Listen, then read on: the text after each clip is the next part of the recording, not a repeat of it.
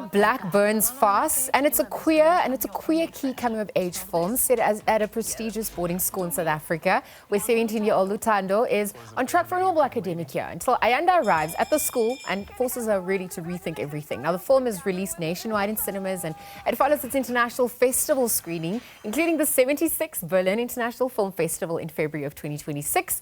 The film the Black Burns Fast, it was written and directed by Sandulela Asanda. She's on the couch to join us to tell us a little bit more. Good morning. Good morning. Thank you for this homecoming and this coming of age story. And we're just chatting offline how befitting it is for the youth and for our society at large. Yeah. So tell us a little bit more, because it's nuanced and there's a lot of themes that obviously has to be delved in.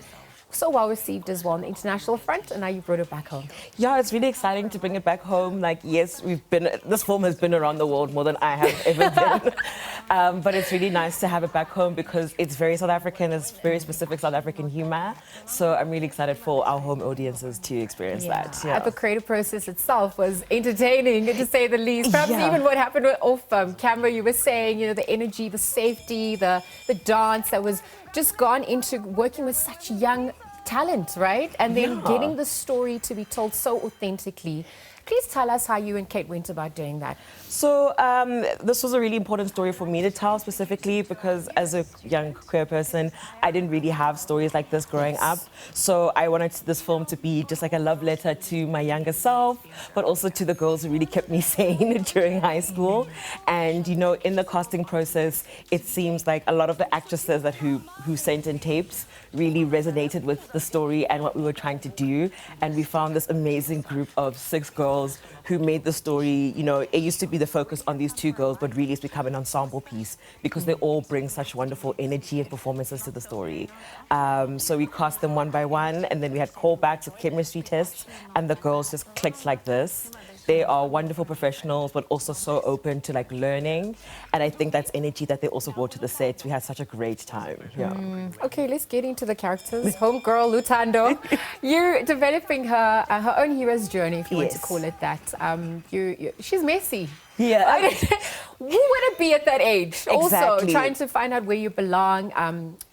You're called one thing, what do you answer to as well? Exactly. Tell us a little bit more about her development in it. Why it was so important to showcase not a stereotypical display of Black women. Yeah, definitely, because I really believe that Blackness is not a monolith. Exactly. And it was really important for me to show, these Black girl characters who are young, that are messy, because that's what you have to be as a child. And even just back to the title, Black Burns Fast, it was really about the fact that being a Black girl, you grow up with all these expectations on you, all this focus on you, and that forces you to grow up faster than you actually need to be. So it was really important to have this character who is messy, who's still learning who she is along the way, but also has that grace, has these friends in the support system that help her through that journey. So that's very much what I wanted to portray. And speaking about her upbringing, yes, there are the supportive friends. We come from families that also have very traditional outlooks and constructs as well, and religion plays a very big part in this. Yes, and it was something you didn't shy away from. So perhaps you can speak about her relationship to mom, to society, and how she also navigates that. So she is raised by a single mother, which I think is the case for a lot of people in South Africa, as we know. A single religious mother who's really just trying to do her best for her daughter, who's at this prestigious school with a scholarship. So I think Luthando definitely feels the pressure of making it, essentially, because of all the stigma around kids whose parents are single. And for her, she doesn't want to let her mom down, but I think it's also a process of her learning that she needs to be who she needs to be, and also letting her mother into that as well, because I think that type of upbringing also, you're sheltered, but you also shelter yourself from your parents. Be in the fear that who you are won't be, what they want to be. And so she also learns to bring her mother into her true self, which I think is so important, because I would think that as a parent, you want to know your child 100%. And as a child, you want your parents to know you fully as well. Yes, yeah. And the gift of a lifetime is to be who you are. Exactly. And when people are not clear, you need to make it abundantly clear. So when your working against all these barriers to Yes. entry. It can obviously damage you. Yeah.